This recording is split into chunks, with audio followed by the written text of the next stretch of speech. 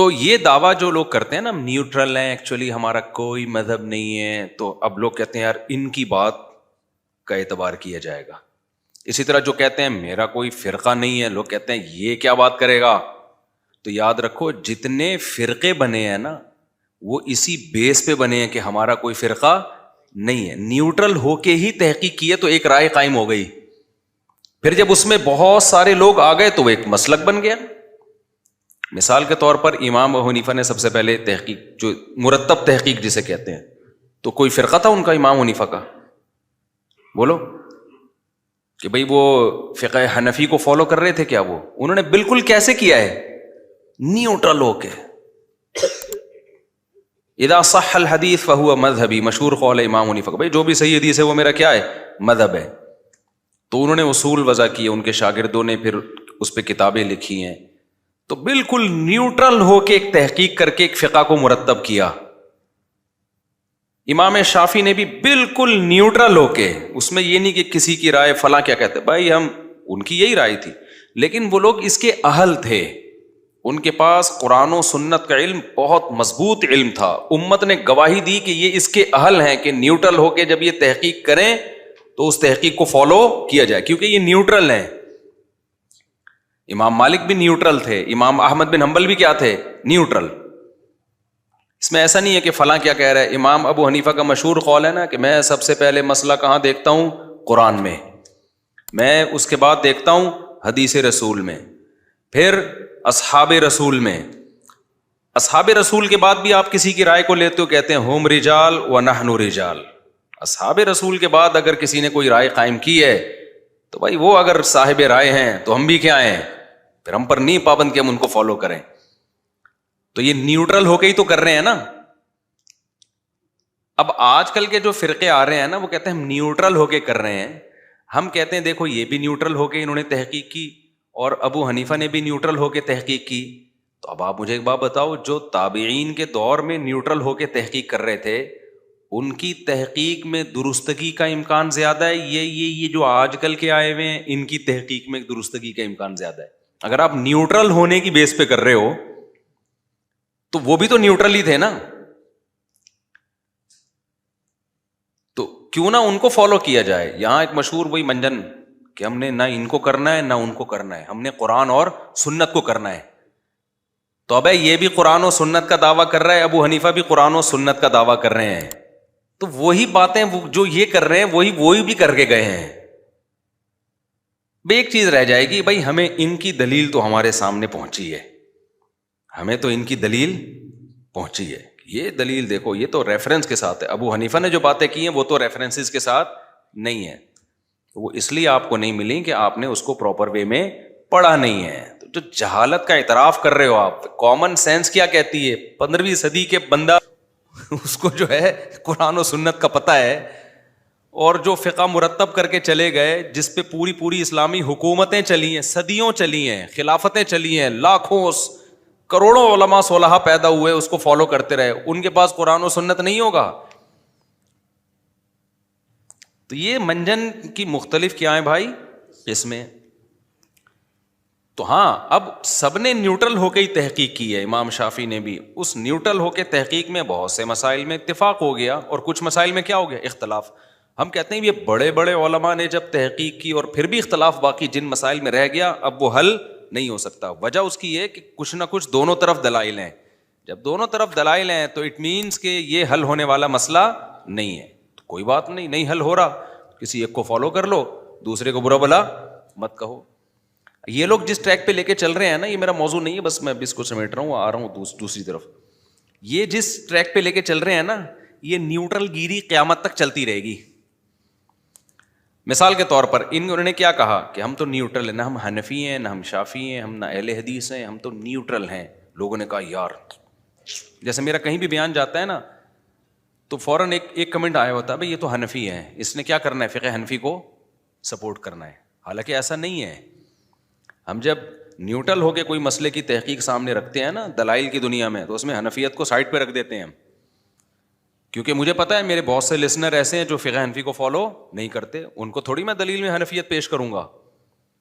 لیکن انہوں نے چھاپ بنا لی ہے، اب میں دلائل قرآن و سنت سے دے رہا ہوتا ہوں, حدیث رسول سے دے رہا ہوتا ہوں, اجماع صحابہ سے دے رہا ہوتا ہوں, تو وہ فوراً یہ کیا کر رہے ہیں, حنفی ہیں. حالانکہ وہ مسئلہ امام شافعی کا بھی ہوتا ہے, وہ امام احمد بن حنبل کا بھی ہوتا ہے, وہی امام بخاری کا بھی ہوتا ہے, وہ امام مالک کا بھی ہوتا ہے, ساری دنیا کا وہی ہوتا ہے. تو یہ پروپیگنڈے کی دنیا ہے. اب نیوٹرل گیری کو آپ سمجھ لیں پہلے. نیوٹرل گیری جو آج کل چل رہی ہے نا کہ ہم تو نیوٹرل ہے, ہم پہ کسی فرقے کی چھاپ نہیں ہے. ہوتا پتہ ہے کیا ہے, اب لوگ کہتے ہیں کہ بھائی دو مولویوں میں جب پھڈا چل رہا ہے نا, اب ایک سواد ذات کا بھی تھوڑا سا پھڈا شروع ہوا ہے, ضاد اور ضوا ہے کہ ضاد ہے. اس میں بھی لوگوں نے کیا کیا, ایک عالم کا بیان آیا کہ بھائی یہ ضاد ہے, دال کی طرح ہے. میرا پرانا بیان کسی نے چلایا کہ یہ ضا کی مشابہ ہے.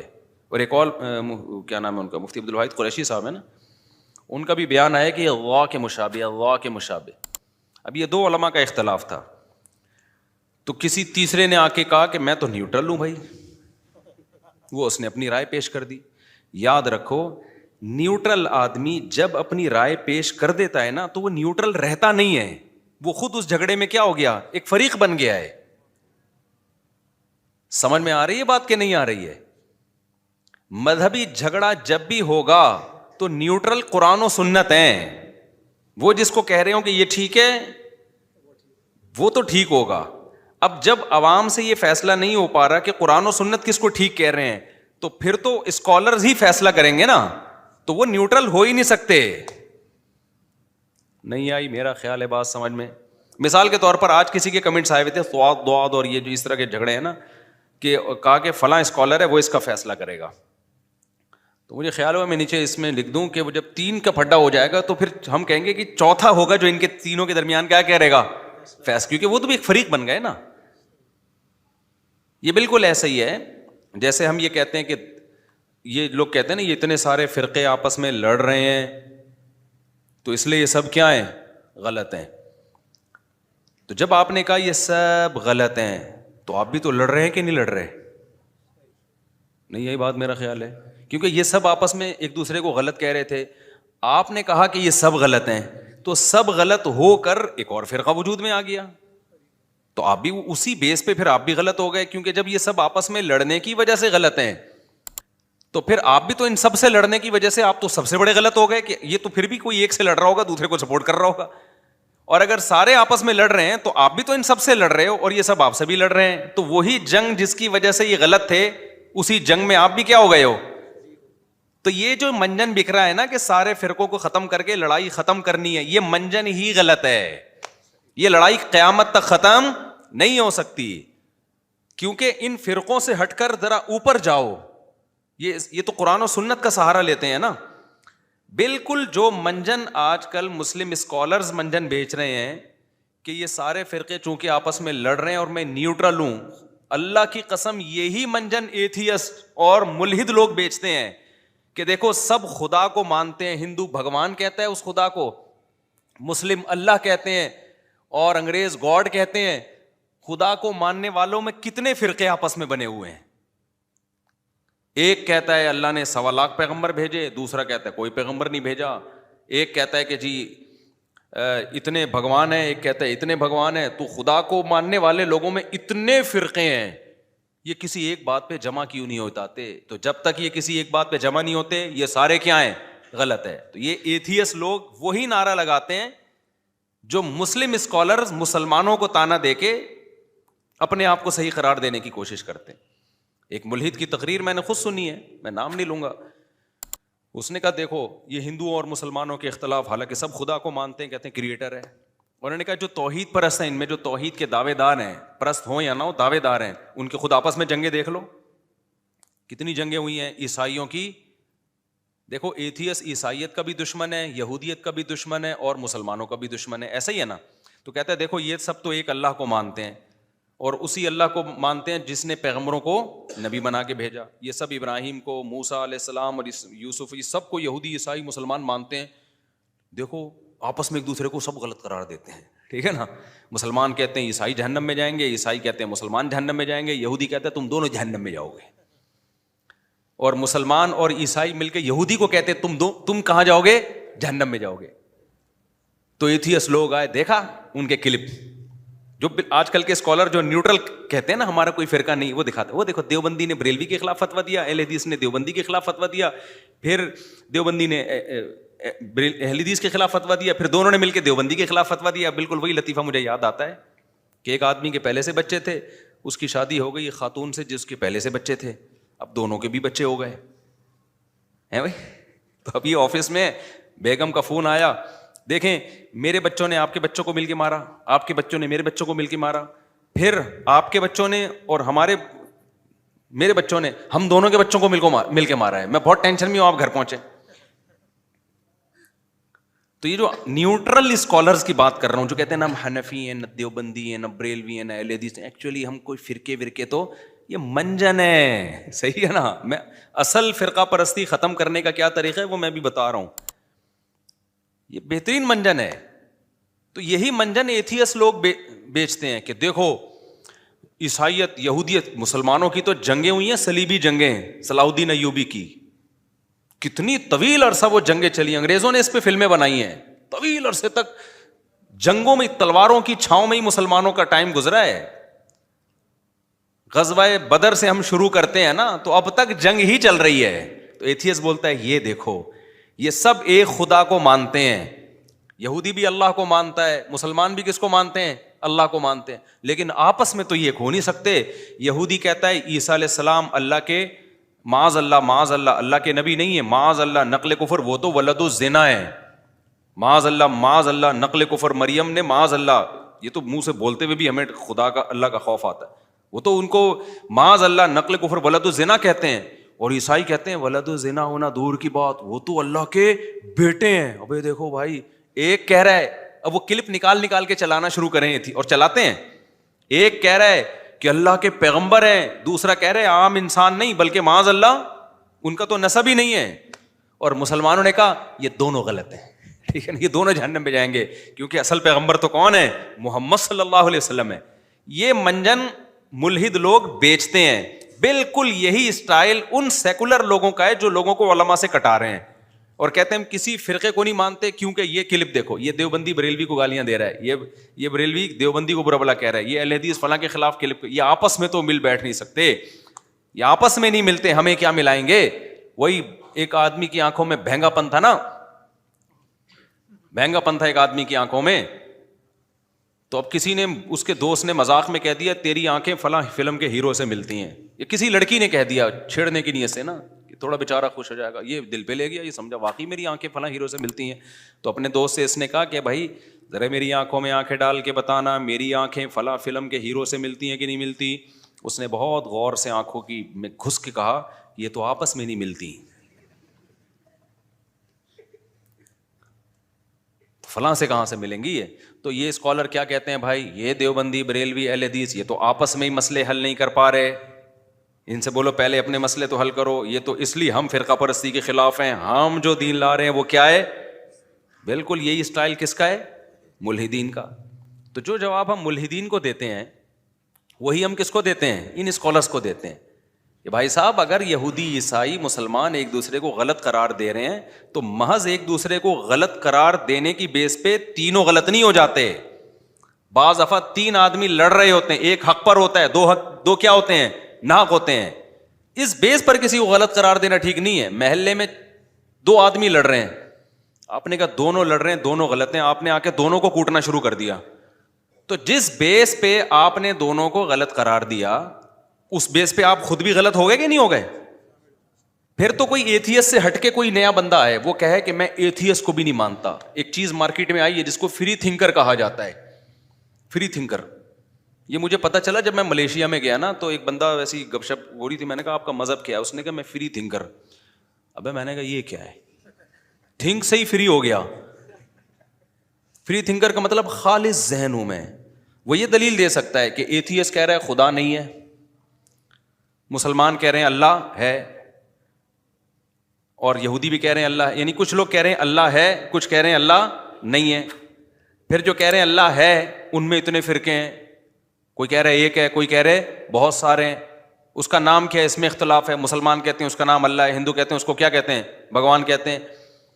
پھر جو ایک خدا کو مانتے ہیں ان میں کتنے فرقے ہیں؟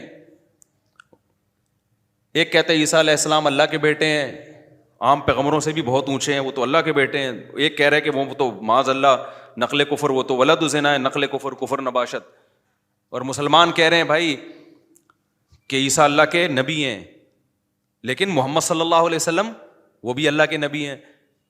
تو وہ فری تھنکر کیا، اور دوسرا کہہ رہے خدا سرے سے ہے ہی نہیں. تو اس نے کہا یہ سارے غلط ہیں. صحیح کیا ہے بھائی؟ صحیح میں ہوں، صحیح میں ہوں. کیوں صحیح ہو؟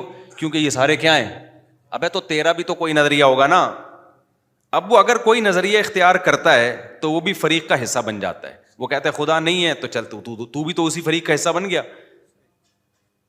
وہ کہتا ہے خدا ہے تو بھائی ہے تو کس تفصیل کے ساتھ ہے، ایک ہے یا بہت سارے ہیں؟ ایک ہے تو آسمانی کتابوں کا ماننے والا ہے. پھر تو کہ پھر جو ہے عیسیٰ اللہ کے بیٹے ہیں یا نہیں ہیں، تو بھی تو اسی جنگ میں آ گیا نا بھائی.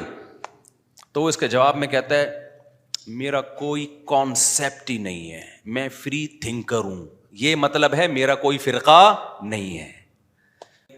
جب کہتا ہے نا کوئی میرا کوئی فرقہ نہیں ہے تو اس کا مطلب میں فری تھنکر. وہ جو جس کا اینڈ وہاں ہوا تھا نا، تو بھی یہی ہے.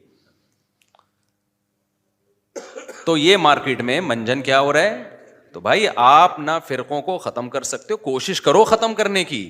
کوشش کیسے کرو؟ آپ اس میں تحقیق کرو ان میں صحیح کون سا ہے. جو صحیح ہے اس کو سپورٹ کرو. اس صحیح میں اگر کچھ غلطیاں ہیں تو ان کی اصلاح کی کوشش کرو. یہ طریقہ ہے.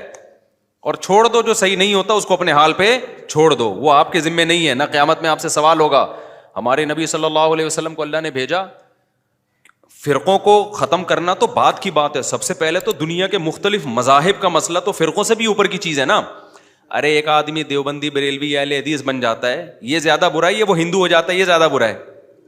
ہندو ہو کے تو وہ مانتا ہی نہیں قرآن کو. تو فرقوں کے ختم کرنے سے بڑا ٹاسک جو ہمارے پاس ہے وہ تو مختلف مذاہب کو ختم کرنا ہے. کیونکہ ہمارا یہ دعویٰ ہے کہ اسلام ہی نجات کا واحد ذریعہ ہے. لیکن کیا کر پائے ہم لوگ اب تک؟ اب کوئی ایتھیسٹ کہے کہ تم لوگ آپس میں اختلاف ختم نہیں کر پا رہے، تمہارے تو اتنی جنگیں، تمہاری تو، ہم کہیں گے نہیں کر پا رہے بھائی، ہمارے بس میں نہیں ہے. ہم حق بیان کر دیتے ہیں بھائی یہ ٹھیک ہے، جس نے ماننا ہے مانے، نہیں مانا تو ہمارے پاس وہ ڈنڈا ہے نہیں چلانے کے لیے. اور اسلام نے ہمیں اجازت بھی نہیں دی ہے کہ ڈنڈا چلا کے لوگوں کو مسلمان کرو. بلکہ اسلام نے کیا کہہ دیا؟ لا اکراہ فی الدین، دین میں کوئی زبردستی نہیں ہے. قد تبین الرشد من الغی، اللہ کہتے ہیں میں نے حق اور باطل کو واضح کر دیا ہے. تو جب زبردستی نہیں ہے تو کوئی بات نہیں. وَلِذَٰلِكَ خَلَقَهُمْ، اللہ پتہ کیا جواب دیتا ہے کہ تم فرقوں سے ٹینشن میں ہو. فرقوں سے بڑا مسئلہ کیا ہے؟ مذہب. جو مذہبی لوگوں کے چینج ہیں، فرقے کم از کم اللہ رسول کو مان تو رہے ہیں نا. تشریحات میں ڈنڈی مار رہے ہیں، گڑبڑ کر رہے ہیں. کچھ ڈنڈی نہیں مار رہے، کچھ ڈنڈی مار رہے ہیں. اس سے بڑی گمراہی تو یہ کہ اللہ ہی کے منکر ہیں بہت سے لوگ. اس سے بڑی گمراہی تو یہ کہ بہت سے لوگ تو اللہ کے ساتھ غیروں کو شریک کر رہے ہیں. تو اب اس پہ نبی بھی پریشان ہوتے تھے کہ یہ کیوں نہیں مان رہے. تو اللہ نے کیا جواب دیا؟ وَلِذَٰلِكَ خَلَقَهُمْ، قرآن کی آیت ہے. اللہ نے اسی لیے پیدا کیا ہے کہ اختلاف رہے ان میں. کیوں؟ اختلاف میں آزمائش ہے کہ تم دیکھتے ہو حق کو سپورٹ کرتے ہو یا تم باطل کو. یہ اس طرح رہے گا. یہ عیسیٰ ابن مریم آ کے ختم کریں گے علیہ الصلوۃ والسلام. سارے فرقے ختم ہو جائیں. وہ تلوار کی طاقت سے ہوں گے، وہ بھی مناظروں سے نہیں ہوں گے. وہ تلوار کی طاقت سے ختم کریں گے عیسیٰ علیہ السلام آ کے. کیونکہ کون آپ کی دلائل سے کچھ لوگ مان لیتے ہیں، کچھ پھر بھی ڈٹے رہتے ہیں. کیونکہ بہت سے لوگوں کے مفاد وابستہ ہوتے ہیں، ان کو بات سمجھ میں آ رہی ہوتی ہے لیکن پھر بھی نہیں مانتے. آج ایک آدمی میرے سے الجھا نا، کہہ رہے ہیں آپ یہ کہہ رہے ہو عدالتی خلا معتبر نہیں. عدالتی خلا معتبر جب ایک عورت نہیں رہنا چاہتی، جب ایک عورت نہیں رہنا چاہتی اس پہ زور لگا رہے ہیں. میں نے کہا بھائی اگر ظلم کر رہا ہے تو پھر تو ہم بھی یہ کہتے ہیں کورٹ کا خلا معتبر ہے. جب ظلم نہیں کر رہا، اس کے بیسک حقوق پورے کر رہا ہے، کہہ رہے ہیں ٹھیک ہے کر رہا ہے لیکن وہ نہیں رہنا چاہتی، وہ نہیں رہنا چاہتی. وہ مجھے نا ظہر کے بعد وہ اسی طرح، تو کیوں اس کو مجبور کر رہے ہیں؟ فائدہ کیا رہنے کا؟ میں نے کہا اس کا حل شریعت نے بتایا ہے کہ اگر حقوق بھی ادا کر رہا ہے لیکن عورت کو کسی بھی وجہ سے میاں پسند نہیں آ رہا، تو اللہ نے ایک راستہ رکھا ہے کہ بھائی شوہر سے طلاق کا یعنی خلا کا مطالبہ کر لو. اور خلا طلاق ہی ہے. اس کو بولو مہر لے لے بھائی میری جان چھوڑ دے. شوہر اگر اس بات کو سیریس نہیں لیتا تو کورٹ میں کیس کر دے. کورٹ میں یہ کیس نہیں کرے جج میں آپ کی بیوی ہوں لہٰذا آپ مجھے طلاق دے دو. کورٹ میں کہے کہ میں بیوی جس کی ہوں دے گا وہی، آپ صرف اپنی بیوی کو دیں گے. ہاں میں جس کی بیوی ہوں نا مجھے وہی دے گا, لیکن وہ میری بات کو سیریس نہیں لے رہا. کورٹ کا مطلب یہ ہوتا ہے کہ شوہر سیریس لے, آپ اس کو نوٹس بھیج کے بلائیں تو شوہر پھر سیریس لے گا, اور شوہر کو یہ بھی اطمینان ہو جائے گا کہ بھائی جب عدالت انوالو ہوتی ہے تو میرا مہر مجھے لازمی ملے گا, ورنہ ایسا نہ ہو میں نے ادھر طلاق دی اور مہر بھی لے کے بیوی شارٹ ہو جائے. تو جتنے بھی پھر خلا کے بعد کے جو مسائل ہیں, عدت کا خرچہ, اس میں کورٹ انوالو ہوگی. جب کورٹ انوالو ہوتی ہے تو بھاگنے کا راستہ نہیں رہتا, نہ شوہر کے لیے نہ بیوی کے لیے. تو میں نے کہا یہ راستہ, اگر وہ دے دیتا ہے تو ٹھیک ہے, نہیں دے دیتا تو پھر کیا کرے, صبر کرے وہ, کیونکہ طلاق کا حق, نکاح ختم کرنے کا حق تو مرد کے پاس ہے. پھر وہی نہیں, جب وہ نہیں رہنا چاہتی ہے, یہی اسٹائل تھا ان کا. نہیں مفتی صاحب آپ آج ہی کی بات ہے, ظہر کے بعد, جب وہ نہیں رہنا چاہتی ہے, میں نے کہا میرے بھائی چھوڑ دے اسلام کو. پھر میں نے کہا میں, آپ عقل سے ثابت کرنے میرے پر تھوپ رہے ہو ایک مسئلہ. یہ پتہ ہے کیا ایک لاجک پیش کرتے ہیں, ایک عورت نہیں رہنا چاہتی تو کیوں اسلام اس کو مجبور کر رہا ہے رہنے پر. اسلام کہہ رہا ہے یہ آپشن آپ کے پاس نہیں ہے, کہ جب وہ بیسک حقوق ادا کر رہے تو بھاگنے کا آپشن آپ کے پاس نہیں ہے, آپ کے پاس نہیں ہے یہ رائٹ. جب وہ بہت دفعہ سمجھا دیا نا ان کو دلائل سے, نہیں آ رہا کہ نہیں رہنا چاہتی تو اس میں فائدہ کیا ہے. میں نے کہا بھائی پھر ٹھیک ہے, آپ کی اگر 6-7 بچے ہیں نا, مجھے پتا تھا ان کے 6-7, میں نے کہا آپ کی بیگم بول رہی ٹاٹا میں جا رہی ہوں, اب آپ میرے پاس آؤ گے, بھائی میں ساری زندگی پہ بیوقوف ہوں, میں اس کو اس کا 10 سال سے نان نفقہ اٹھا رہا ہوں. دیکھو دلہن سے عشق جیسی محبت تو 1 مہینے کے بعد ختم ہو جاتی ہے, اس کے بعد تو ذمہ داری کے چکر میں پال رہا ہوتا ہے آدمی.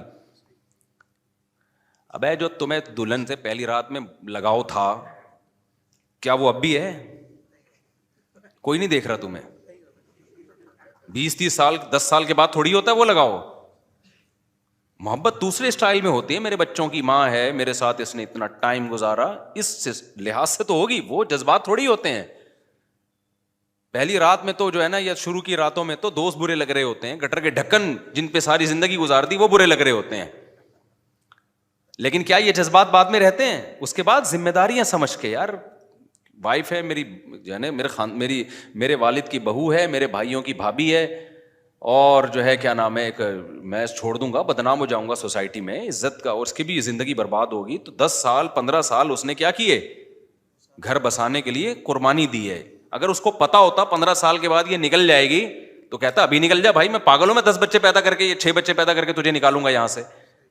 اب آپ اس 6 بچوں کے بعد اس کو آپشن بول رہے ہو کہ وہ جب نہیں رہنا چاہتی, وہ جب نہیں, وہ ان کا اسٹائل ہی یہی تھا. تو میں نے کہا آپ کی بیگم آج بولے 6 بچوں کے بعد کہ میں جا رہی ہوں, آپ بولو گے کہ میں پاگل ہوں؟ بھائی جو تجھے 10 سال 15 سال سے میں پال رہا ہوں, تو پہلے چلی جاتی, پہلے چلی جاتی نا تو. تو میں نے کہا ٹھیک ہے, آپ اپنی بیگم کو یہ مسئلہ بتائیں کہ بیگم کوئی بھی پسند آ جائے نا تمہیں, تو تمہارے پاس یہ آپشن ہے, تو تم چلی جانا, اور جب میں تمہیں روکوں گا تو تم کہنا جب میں نہیں رہنا چاہتی تو مجھے کیوں روک رہے. تو آپ یہ بولو گے کہ پھر پہلے بول دیتی نا مجھے. اور اب جب عدالتی خلا سوسائٹی میں چلے گا نا, تو مرد کو پتا ہے کہ 10 سال کے بعد بھی جا سکتی ہے. تو میں بار بار کہہ رہا ہوں, اس کا نقصان کس کو ہوگا بھائی؟ عورت کو ہوگا. مرد کہہ کہ جب 10 سال کے بعد بھی کوئی بھروسہ نہیں ہے, جا سکتی ہے. آپ کہہ سکتے ہو نہیں جی ہمیں اپنی بیوی پہ بڑا اعتماد ہے, بڑی نیک ہے, یہ 10-20 سال کے بعد بھی نہیں جائے گی. دنیا میں ایسا اعتماد کہ 20 سال کے بعد کا بھی آپ کو پتا ہو کہ کیا ہونے والا ہے, یہ کسی کے بارے میں بھی نہیں. یہ گارنٹی صرف پیغمبر کی ہو سکتی ہے. یہ تو نہ شوہر کی ایسی ہو سکتی ہے نہ بیوی کی ہو سکتی ہے. آج جو اچھا ہے کل برا ہو سکتا, تبھی تو حدیث میں آتا ہے, تبھی ہم یقینی جنتی کسی کو کہہ سکتے ہیں, نہ جہنمی کہہ سکتے ہیں نہ جنتی. وجہ کیا ہے کہ آج نیک ہے کل برا ہو جائے, آج برا ہے کل کیا ہو جائے, توبہ کر کے اچھا ہو جائے. تو یہ بیوی کے بارے میں کیسے کہہ سکتے ہو کہ آج ٹھیک ہے تو کبھی بھی خراب نہیں ہو سکتی؟ یہ کیسے کہہ سکتے ہو؟ تو اس کا نقصان کیا ہوگا؟ مرد کہے گا جب یہ جس دن یہ نہیں رہنا چاہے گی تو کیا ہوگی, یہ اس کو چھوڑنا پڑے گا. تو میں نے کہا بھائی میں اسلام آپ کے سامنے بتاؤں گا, آپ کو اسلام سمجھ میں نہیں, چھوڑ دو آپ اسلام. پھر وہی اسکالرز آ جاتے ہیں آج کل جو مشکات کی اتنی حدیثیں پھینکتے رہو بیٹھ کے. کوئی حدیث نہیں ہے مشکات کی جس میں آ رہا ہے کہ جب کوئی نہیں رہنا چاہتی تو وہ کیا ہوگا, وہ چلی جائے گی. ایسی کوئی حدیث نہیں ہے مشکات کی, جج کوئی اختیار ہی نہیں ہے. تو خیر ہم کہاں جا رہے تھے؟ تو میں نے کہا بھائی جو فری تھنکر ہے نا, اب وہ کیا کہتا ہے کہ دیکھو یہ اس سے لڑ رہے ہیں, وہ اس سے لڑ رہے ہیں, یہ فلانے سے لڑ رہا ہے, یہ ڈمکانے سے لڑ رہا ہے, تو اب آپ نے کیا کیا, آپ نے کہا کہ چونکہ ملحدین کے اپنے پھڈے چل رہے ہیں, جو خدا کے منکر ہیں ان کے خدا والوں سے, اور خدا جو مانتے ہیں ان کے آپس میں, تو اب میں نیوٹرل ہوں گا, میں ان میں سے کسی کو بھی ٹھیک نہیں سمجھتا. اب نیوٹرل ہو کے تو کیا کرے گا؟ سارے عقیدے تو ختم ہو گئے نا, جو خدا کو ماننے والے بھی ختم, خدا کا انکار کرنے والے بھی, پھر جو خدا کو مانتے ہیں ان میں توحید پرست بھی اور مشرک بھی, پھر جو توحید پرست کا دعویٰ کرتے ہیں سچی مچی میں توحید پرست ہیں بھی یا نہیں ہیں وہ بھی, پھر پیغمبروں کو ماننے والے نہ ماننے والے, سارے ختم ہو گئے. اب تو کیا کرے گا؟ ہم تو کہیں گے انہی میں سے جو صحیح لگتا ہے اس کو فالو کر. جو کہتا ہے یہ چونکہ آپس میں لڑ رہے ہیں لہذا میں ان میں سے کسی کو بھی ٹھیک بولو نہیں مانتا. اب کیا عقیدے تو سارے ختم ہو گئے ہیں بھائی مارکیٹ میں, تو ایک نیا اس نے فرقہ بنایا کہ فری تھنکر. فری تھنکر کا مطلب نہ میں یہ مانتا ہوں کہ اللہ ہے, نہ میں یہ مانتا ہوں کہ اللہ نہیں. یعنی یہ بھی ایک کانسیپٹ ہے, دماغ کو خالی رکھ کے زندگی گزارو. حالانکہ یہ سب سے برا کانسیپٹ ہے. یہ یوں سمجھو کہ بارش سے بھاگا اور پرنالے کے نیچے آ کے کھڑا ہو گیا. آپ کو ایک بندہ آ کے کہہ رہے یہ تمہارا باپ ہے, کچھ آپ جنگل میں کہیں گم ہو گئے تھے, اب کوئی صاحب آ کے کہہ رہے ہیں یہ آپ کے والد صاحب ہیں یا یہ آپ کی والدہ ہیں, تو آپ کیا کر رہے ہو؟ اب تحقیق نہیں کر رہے کہ والدہ ہیں یا نہیں ہے, یا تو آپ تحقیق کر کے ثابت کر دو بھائی یہ میری ماں نہیں ہے, یہ کیا ہے میری ماں نہیں ہے, کوئی نہ کوئی دلیل کے تانے بانے آپ ملا دو, مناظرے شروع ہو جائیں گے آپ کے, ڈی این اے کی رپورٹیں آنا شروع ہو جائیں گی, لیکن آپ کا ایک کانسیپٹ ہوگا. تو کچھ لوگ آپ کا ساتھ بولو دے دیں گے, کچھ جو آپ کے دلائل سے متفق ہوں گے, اور اگر آپ نے مان لیا کہ یہ میری ماں ہے تو ہو سکتا ہے کچھ مخالفت کریں اور کچھ آپ کا ساتھ دے دیں کہ یار اس کے دلائل سمجھ میں آ رہے ہیں. لیکن اگر آپ نے یہ کہہ دیا نا بھاڑ میں جائے میری ماں ہے یا نہیں میں نے کیا کرنا ہے, اس پہ کوئی بھی عقل مند آپ کو نہیں چھوڑے گا, بولے گا بھائی تو ماں یار یہ کیسے ہو سکتا ہے کہ یا تو اس کو ماں مان یا ماں نہیں مان, نہیں مانتا ہے تو اجنبی ہے, مانتا ہے تو بھائی تو پھر تو اس سے عام عورتوں سے زیادہ اس سے اچھے سلوک سے بات کرنا پڑے گا, بات کرنی پڑے گی تجھے, اس کے حقوق ادا کرنے پڑیں گے, اس کے قدموں میں بیٹھنا پڑے گا, اس کو رسپیکٹ دینی پڑے گی. آپ کہہ رہے بھاڑ میں جائے رسپیکٹ, وہ دیکھا نہیں ہے جو جن کی مائیں ہوتی ہیں اور جن کی مائیں نہیں ہوتی ان کے آپس میں اختلافات نہیں دیکھے, کچھ کہہ رہے ہیں یہ میری ماں ہے, کچھ کہہ رہے ہیں ان کے آپس میں تو پہلے حل کر لیں, ایک کہہ رہے ہیں میری ماں ہے, دوسرا کہہ رہے ہیں میری ماں نہیں ہے, یہ دونوں آپس میں لڑ رہے ہیں. تو ملحد یہی کہتا ہے کہ وہ کہتے ہیں کہ اللہ ہے, وہ کہتے ہیں بھگوان ہے, وہ کہتے ہیں فلانا, یہ آپس میں تو لڑ لیں. یہ سب اٹریکشن کے منجن ہے. اس لیے دنیا میں مذہب بہت سارے رہیں گے, ان بہت سارے مذہبوں میں لڑائیاں بھی ہو سکتی ہیں. ان لڑائیوں کو دیکھ کے کہنا سارے غلط ہیں, یہ دنیا کا سب سے بڑا بے وقوفی والا دعویٰ ہے. بھائی ان میں سارے غلط نہیں ہیں, جو صحیح ہے آپ نے اس کو کیا کرنا ہے, ماننا ہے. کیوں؟ وَلِذَٰلِكَ خَلَقَهُمْ, اللہ کہتے ہیں اتنے مذہب دنیا میں اس لیے رہیں گے کہ میں ان کو آزماؤں گا, میں نے پیدا ہی آزمائش کے لیے کیا ہے. جہاں موسیٰ ہوگا وہاں فرعون بھی ہوگا, فرعون نہ ہوتا تو موسیٰ کی کیا ضرورت تھی پھر؟ سمجھتے ہو کہ نہیں سمجھتے؟ تو حق اور باطل ہمیشہ کیا کرے گا, پیرالل چلتا رہے گا. تو تم نے دیکھنا صحیح کون ہے, کیونکہ اگر سارے ختم ہو گئے تو آزمائشیں ختم ہو جائیں گی. کمال یہی ہے کہ تم اتنے سارے مذہبوں میں تم حق کو پکڑ کے ڈٹے رہے اور اس کو پر قائم رہنے میں تم نے کسی کی مخالفت کی پرواہ نہیں کی, ہر لحاظ سے پھر اس حق کا ساتھ دیا. تبھی اللہ کہتا ہے یہ اختلاف میں قیامت کے دن حل کروں گا. تبھی اللہ تعالیٰ جہاں بھی نبی اختلافات سے پریشان ہوتے تھے نا کہ اتنے سارے لوگ ہیں اور یہ بات بھی نہیں مان رہے, اسلام پہ آ نہیں رہے, تو اللہ کیا فرماتے ہیں, ان ربک یفصل بینہم یوم القیامۃ فیما کانوا فیہ یختلفون. اے نبی تیرا رب قیامت کے دن فیصلہ کرے گا کہ ان میں صحیح کون تھا اور غلط کون ہے, تو میرے پاس ہی آنا ہے انہوں نے, میں فیصلہ کروں گا. اللہ نے یہ نہیں کہا کہ یہ کیونکہ سب آپس میں لڑ رہے ہیں لہذا سارے غلط ہیں, ٹھیک ہے نا. تو بالکل فرقوں میں بھی جب اسلام دنیا میں آیا تو ان میں فرقے بن گئے, ان میں کیا بن گئے, فرقے. اب دیکھو ایک اہم پوائنٹ کی بات ہے, اللہ کی بات سمجھ میں آ جائے. کیا اللہ نے ایسا کیا کہ جب دنیا کے سارے مذاہب غلط ہو گئے تھے تو اللہ نے سب کو غلط ہی چلا دیا؟ اللہ نے حق پیغمبر کو بھیجا نا, محمد صلی اللہ علیہ وسلم کو, اور آخری نبی بنا کے بھیجا. تو پتہ ہے آخری نبی کی برکت سے کام کیا ہوا ہے, ایک بڑا خاندانی کام ہو گیا. وہ خاندانی کام یہ ہو گیا, اب اللہ نے اور اس کے رسول نے اعلان کیا کہ اب اسلام جب دنیا میں آ گیا ہے اور نئے نبی نہیں آئیں گے تو اب مسلمانوں میں فرقے تو بنیں گے، لیکن ایسا نہیں ہو سکتا کہ اس زمین پر کوئی ایسا ٹائم آ جائے کہ سارے ہی فرقے غلط ہو جائیں، ایک فرقہ ان میں ہمیشہ حق پر رہے گا. لہذا اس حدیث اور قرآن کی روشنی میں جو یہ کہتا ہے نا کہ یہ سارے فرقے غلط ہیں، اس کا پروگرام تو وہیں سے ختم ہو گیا. نہیں آئی میرا خیال ہے بات؟ آپ کی سمجھ میں نہیں آئی نا؟ اب اتنے سارے فرقے ہیں نا، کہہ رہے ہیں یہ اتنے فرقے، وہ دیوبندی کہتے ہیں بریلوی غلط، وہ کہتے ہیں اہل حدیث غلط، وہ کہتے ہیں فلانا غلط، وہ کہتے ہیں ڈھمکانا غلط، ہوتی ہے یہ سارے غلط ہیں، میں نیوٹرل ہوں. تو آپ کا نیوٹرل ہونا قرآن و سنت کی روشنی میں آپ کے گمراہ ہونے کی دلیل ہے. سمجھتے ہو کہ نہیں سمجھتے؟ نیوٹرل ہونا آپ کے گمراہ ہونے کی کیا ہے؟ دلیل ہے. کیونکہ اس کا مطلب آپ ان سب کو غلط سمجھ رہے ہو، تبھی تو آپ نیوٹرل کی طرف گئے ہو نا، کہ نیوٹرل بنے ہو. آپ کو ہونا یہ چاہیے تھا ان میں جو صحیح ہے اس کو سپورٹ کرو، اور جو غلط ہیں ان کو کیا کرو، حق کے کا ساتھ دے کے باطل کو کیا کرو، اس کی حوصلہ شکنی کرو، اس کا حصہ بن جاؤ اس جنگ کا. ہم تلوار سے جنگ کی بات نہیں کر رہے، ہم زبان سے جنگ کی بات کر رہے ہیں. جیسے دو آدمیوں کی بحث ہو رہی ہے، آپ نے کہا سالے دونوں غلط ہیں کیونکہ دونوں بحث کر رہے ہیں. نا نا نا نا نا نا نا، اگر حق ان دونوں میں منحصر ہے، یا تو یہ ہو سکتا ہے کہ دونوں واقعی غلط ہوں، لیکن اگر آپ کو دلیل سے ثابت ہو گیا کہ یہ 6 آدمی آپس میں بحث کر رہے ہیں، یہ 6 غلط نہیں ہو سکتے، ان میں ایک صحیح ہے باقی 5 کیا ہیں؟ غلط ہیں، تو پھر ان کی بحث اور مناظرے اور فتوے بازی کی بیس پہ آپ نے یہ کہنا کہ یہ سارے غلط ہیں، یہ غلط ہوگا. کیونکہ ہمیں بتا دیا کہ ان 6 جو بحث کر رہے ہیں دلیل سے پتہ چل گیا ان میں ایک ٹھیک ہے. تو اب آپ نے اس بحث سے جان نہیں چھڑانی ہے، جو صحیح ہے اس کا حصہ بن کے آپ نے بھی اس بحث میں ان کے ساتھ شریک ہو جانا ہے. بھائی جان جس کی سمجھ میں آ رہی ہے ذرا ہاتھ کھڑا کریں. مجھے لگ رہا ہے یہ ٹیکنیکل باتیں ہو رہی ہیں جو اوپر سے گزر رہی ہیں، سب کی سمجھ میں آ رہا ہے الحمدللہ. بعض دفعہ آسان بات ہوتی ہے، میں ویسے ہی سوال کھڑا کر دیتا ہوں اس میں. تو اب میں آپ کو بتاتا ہوں، بات ادھر چلی گئی ہے تو اس کو کمپلیٹ کریں میرے بھائی. اور ایک بات آپ کو بتاؤں یار، تم ابھی چھوڑو پھر میں وہی الفاظ استعمال کروں گا نا. دیکھو علم علماء دیوبند کے پاس ہے، آپ کو صحیح بات بتاؤں میں، علم علماء دیوبند کے پاس ہے. علم میں ایک ہوتی ہے کوانٹٹی، ایک ہوتی ہے عمق. میں نیوٹرل ہو کے یہ بات کر رہا ہوں.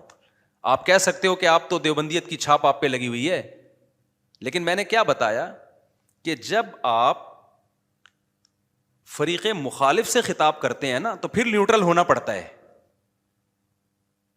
جیسے میں اگر عیسائیت سے بات کروں گا تو میں قرآن کے دلائل تھوڑی دوں گا ان کو، کیونکہ ہم تو اسلام کو مانتے ہی نہیں. تو میں قرآن سے ہٹ کے پہلے قرآن کے برحق ہونے کی دلیل دوں گا، وہاں مجھے نیوٹرل ہونا پڑے گا. تو میرے عقائد وہی ہیں جو علماء دیوبند کے عقائد ہیں. کیوں ہیں وہ میں بھی بتاتا ہوں. لیکن جب میں اہل حدیث سے بحث کروں گا، جب میں کسی بریلوی مکتبہ فکر سے بحث کروں گا، تو پھر میں تھوڑی دیوبندیت کا حوالہ دوں گا کہ حضرت مولانا تھانوی نے یہ لکھا تو پھر میں اس سے اوپر جاؤں گا. میں کس کی بات کروں گا؟ اپنا برحق ہونا. یہاں تک کہ علماء دیوبند کا برحق ہونا بھی میں قرآن و سنت سے ثابت کروں گا، اور اگر ثابت نہیں ہوگا تو مجھے چھوڑنی پڑے گی دیوبندیت. تو میرا مقصد تو صرف یہ ہے کہ یہ جو لیبل لگنے کی وجہ سے لوگوں نے کہا ہے نا کہ یہ اتنے سارے فرقے ہیں، لہذا یہ لیبل غلط لگایا جا رہا ہے. یہ صرف کیا ہے، ایک منجن بیچا جا رہا ہے، ایک اچھا عنوان لگا کے، اور کچھ بھی نہیں ہے. تو میں اب دیوبندیت سے نکل کے بات کر رہا ہوں نیوٹرل ہو کے، کہ ہم نے ہر طرح کے علماء کی کتابیں پڑھی ہیں. علم میں کوانٹٹی بہت ہے، علم کے اندر جو عمق اور گہرائی چاہیے نا، جو گرفت چاہیے، وہ ہم نے بر صغیر میں علماء دیوبند ہی میں دیکھی ہے. جب آپ ڈیپتھ میں جاتے ہو نا کسی چیز کی، المحند المفند کا واقعی مجھے کچھ نہیں پتا تھا کیا ہے یہ تو لوگوں نے اچھالا اس کو. جب میں نے اس کا مطالعہ کیا، اس کے دلائل دیکھے، میں نے کہا یار یہ تو خاندانی کام ہے، خدا کی قسم یہ تو بڑے زبردست عقائد ہیں. یہ تو وہی عقائد ہیں جو صدیوں سے چلے آ رہے ہیں اور قرآن و سنت سے مزین ہیں. اب باقی یہ کہ یہ دیوبند ہے کیا، پہلے میں یہ ذرا آپ کو بتا دوں. دیوبند کوئی مسلک نہیں ہے. صحابہ، تابعین، تبع تابعین سے جو اسلام چلا آ رہا ہے نا، وہی ہندوستان میں چلا آ رہا تھا جب تک انگریز کے قدم ہندوستان میں نہیں آئے تھے. جب انگریز ہندوستان میں آیا، بہت سارے فرقے پیدا ہوئے. ان فرقوں میں کیا بتاؤں، بدعتی بھی پیدا ہوئے. ان فرقوں میں ترک تقلید کا مسئلہ بھی آیا، کیونکہ انگریز نے دیکھا کہ یار یہ ایک فقہ کو فالو کرتے ہیں، باقی سب کو کیا سمجھتے ہیں، صحیح سمجھتے. اور امام ابو حنیفہ تو نیوٹرل تھے نا, نیوٹرل ہو کے انہوں نے تحقیق کی تو یہ اس کو فالو کر رہے ہیں, باقی سب کو کیا سمجھ رہے ہیں, تو یہ تو لڑ ہی نہیں رہے آپس میں, تو بڑے تمیز سے چلتے آ رہے ہیں, بڑے تمیز سے وہ ہے نا چلتا. تو انگریز نے دیکھا ان کو کہاں کہاں توڑا جا سکتا ہے. انگریز نے کیا کیا, انگریز نے کہا کہ اس ختم نبوت کا مسئلہ کھڑا کرو. بولو آخری نبی نہیں, ایک اور نبی نکالو. مرزا غلام احمد قادیانی کو نکالا. پھر ترک تقلید کا مسئلہ پہلے بھی تھا, اتنا جاندار نہیں تھا. انگریز نے کہا یہ مسئلہ کھڑا کرو. یہ ابو حنیفہ کیوں بھائی؟ پھر تاکہ ہر آدمی اپنی رائے پیش کرے گا. اب عوام کی بوکھلاہٹ ختم ہونے کے بجائے کیا ہو رہی ہے, بڑھ رہی ہے. وہ کہہ رہے ہیں وہ اس کا قرآن حدیث کچھ اور ہے, اس کا قرآن حدیث کچھ اور ہے, اس کا قرآن حدیث کچھ اور ہے, اس کا قرآن حدیث کیا ہے. اور پھر ایک دوسرے پہ جو کیچڑ اچھالنا ہے, نفرتیں پیدا کرنا. اتنی نفرتیں انگریز کے آنے سے پہلے نہیں تھیں جتنی اب نفرتیں ہو گئی ہیں مسلمانوں میں آپس میں.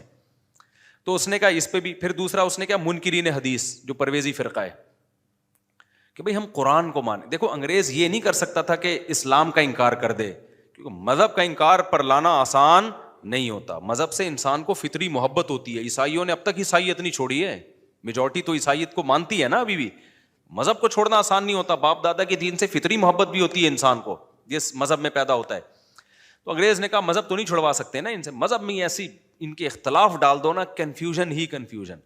تو یہ جو منکرین حدیث پیدا ہوئے, ان کو کیا لیبل لگایا, قرآن. بھائی کیا کرنا ہے, قرآن. اور یہ بخاری مسلم یہ تو بعد میں لکھی ہے, 200-300 سال کے بعد, 150 سال, کوئی 200 سال کے بعد لکھی جا رہی ہے. یہ تو اجمیوں نے قرآن کے خلاف سازشیں کی ہیں.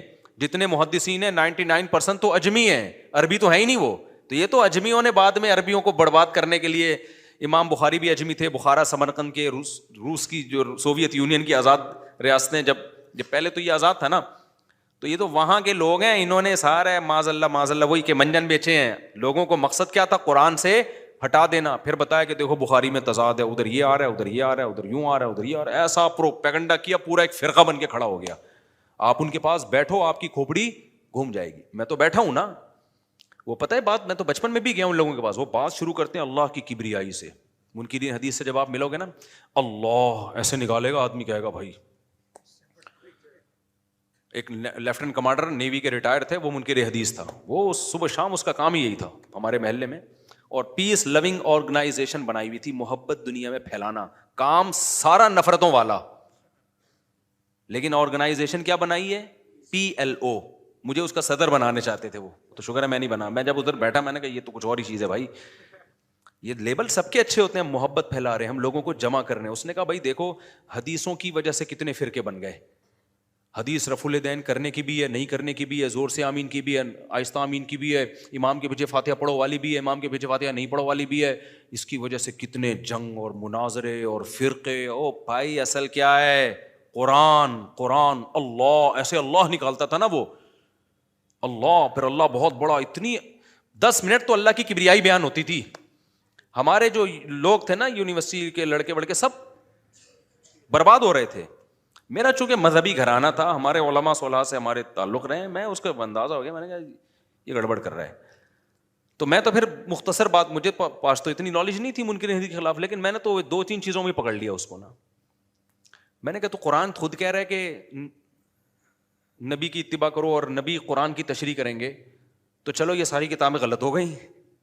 تو جو قرآن نے کہا نبی تشریح کریں گے وہ کدھر ہے, پھر وہ لے آؤ. تو میں پھر اب وہ یہیں پہ پھنس گیا. میرا پھر مناظرہ بعد میں بھی ایک آڈیو پڑا ہوا ہے اسی پہ, اس میں بھی میں نے اسی پہ پھنسایا تھا.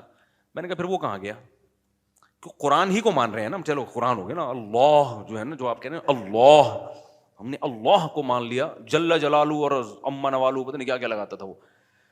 اور صبح و شام مولویوں کے خلاف.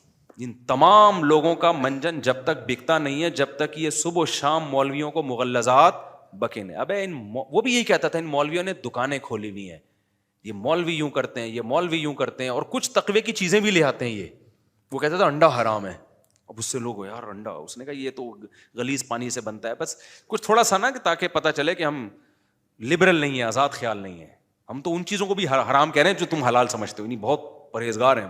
ہمارے ایک دوست تھے, انہوں نے انڈا کھانا ہی چھوڑ دیا اس چکر میں.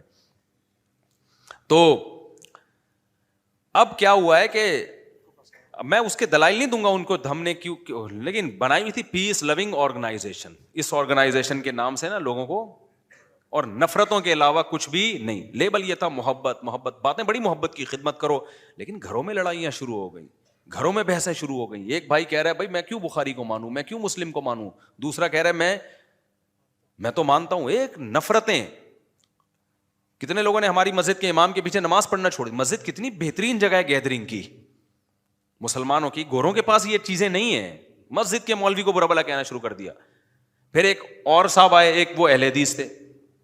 سارے اہل حدیث ایسے نہیں ہوتے, میں بار بار بتا رہا ہوں. اہل حدیث میں مولانا ابتسام الہی اور احتشام الہی ظہیر صاحب جیسے معتدل لوگ بھی. ان کے ڈرائیور نے مجھے بتایا کہ میں تو ساری زندگی ترک رفع الیدین سے نماز پڑھی ہے, اور کہ اس نے کہا یہ جو مولانا ہشام الہی ظہیر انہوں نے تو مجھے آج تک ایک دفعہ بھی نہیں کہا کہ رفع الیدین کرو. یہ کرتے ہیں, میں نہیں کرتا, تو نہ میں ان کو چھیڑتا ہوں نہ وہ. کہہ رہے ہیں اس بندے کے یہ مسائل ہی نہیں ہیں, یہ ختم نبوت کی بات کر رہا ہوتا ہے اور جو اجتماعی ٹاسک ہیں ان پہ چل رہے ہوتے ہیں. تو سارے ایسے نہیں ہوتے, لیکن فتنہ پرست بھی ہوتے ہیں. تو وہ ایک اہل حدیث آ گیا ہمارے محلے میں, اس نے جو چھیڑنا شروع کیا ہے, بخاری لے کے بیٹھا ہوا ہوتا تھا, پھر اتنا علماء کے خلاف اس نے زہر اگلا ہے, بہت سے نوجوان مسجد سے ٹوٹ گئے. میری بھی اس سے بحثیں ہوئی. تو کیا یہ ہو کیا رہا ہے؟ اچھا وہ کیا فقہا سے ہٹانا. منکرین حدیث کیا کہہ رہے ہیں, یہ کتابیں بعد میں لکھی گئی ہیں. اور منکرین فقہ کیا کہہ رہے ہیں, امام حنیفہ کی کوئی کتاب دکھاؤ. بھائی امام حنیفہ کی نہیں ہے, ان کے شاگردوں کی. تو ابے اتنے بعد میں کتابیں لکھی گئی ہیں تو وہ کتابیں ہمارے لیے حجت نہیں ہے. صحابہ کے دور میں کون سی کتاب تھی فقہ کی جس کو صحابہ عمل کرتے تھے؟ صحابہ کے دور میں کون سا فقہ حنفی تھا؟ حالانکہ اصل یہ تھا کہ قرآن و سنت کی ایک تشریح وہ ہے جو ائمہ مجتہدین ریٹن فارم میں لکھ کے چلے گئے ہیں, اس کو فالو کر لو بھائی. اس میں کیا ہے آسانی. جب تک ریٹن میں نہیں تھی تو لوگ اپنی مرضی سے علماء سے مسئلہ پوچھتے تھے. جب ہر چیز ریٹن میں آ گئی تو فقہ بھی کس میں آ گیا؟ ریٹن میں آ گیا. حدیث بھی ریٹن میں آ گئی, حدیثیں بھی تھیں, فقہ بھی تھا, ریٹن فارم میں بعد میں مرتب ہوا ہے. اب جیسے حدیث میں امام بخاری کی کتاب کو بخاری کا نام دے دیا, محمدی کتاب کا نام تھوڑی دیا. تو ایسے ابو حنیفہ نے جو قرآن و سنت سے نیوٹرل ہو کے مسائل نکالے, ان کو نام ہم نے کیا دے دیا؟ فقہ حنفی کا نام دے دیا کہ مرتب وہ ہیں, وہ ان کے شاگرد مرتب ہیں. امام مالک کے فقہ کو مالکیہ کا نام دے دیا. تو اس میں کون سی قیامت آ گئی؟ اس سے امت ٹوٹنے سے کیا ہو گئی؟ بچ گئی کہ بھائی انہی میں سے کسی کو فالو کرو. جیسے حدیث میں کیا ہوا کہ بچ گئی. اب ہر آدمی سندوں کی بحث نہیں کر سکتا, بھائی یہ کتابیں ہیں, یہ ہیں. تو جو کام منکرین حدیث کیا تھا, وہی جو متشدد قسم کے اہل حدیث تھے نا, انہوں نے وہ کرنا شروع کر دیا. مجھے اب وہ بچپن کا وہ اہل حدیث سے ابھی تک مناظرہ یاد ہے. مجھے منکرین حدیث سے واسطہ پڑا. پھر کیا ہوا, جو اہل حدیث حضرات, ایک تھا بڑا شرارتی تھا وہ. میں پھر بار بار کہوں سارے اہل حدیث شرارتی نہیں ہوتے, اور سارے بیہودی نیک نہیں ہوتے ہیں, یہ بھی بتا دوں. کچھ ایسے ہوتے ہیں جو بدعت کو صرف اہل حدیث کی مخالفت میں اس بدعت کو یعنی سنت قرار دینے کی کوشش کرتے ہیں, حالانکہ ان کو پتا ہوتا ہے کہ ہمارے پاس اس کی کوئی دلیل نہیں ہے. تو دودھ کے سارے دھلے ہوئے نہیں ہوتے.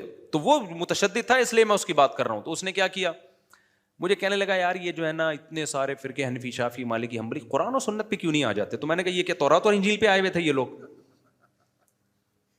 اچھا اس وقت واقعی مجھے کچھ نہیں ان چیزوں کا زیادہ پتا تھا, میری تو 16-17 سال عمر تھی. تو اس اہل حدیث نے مجھے بٹھایا, اس نے کہا کہ دیکھو ہر وقت ان کا یہی کام تھا مسجد میں, ٹوکنا اس کو, تو زور سے فاتحہ پڑھ, ٹانگیں یہ کرو اور رفع الیدین کرو, ہر وقت یہی کام تھا.